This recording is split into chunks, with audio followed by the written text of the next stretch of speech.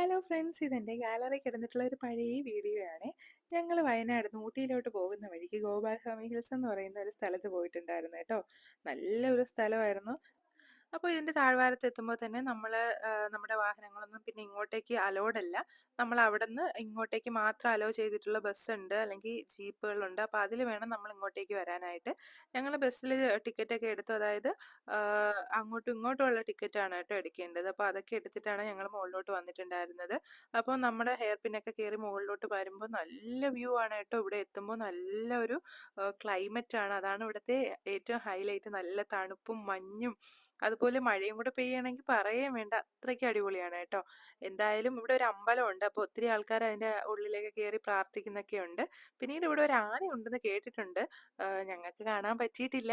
തിരിച്ചു പോകാൻ നേരം ഞങ്ങൾ ജീപ്പിലാണ് കേട്ടോ പോയിട്ടുണ്ടായിരുന്നത്. അപ്പോൾ വീഡിയോ ഇഷ്ടപ്പെട്ടിട്ടുണ്ടെങ്കിൽ ലൈക്ക് ചെയ്യാൻ മറക്കല്ലേ.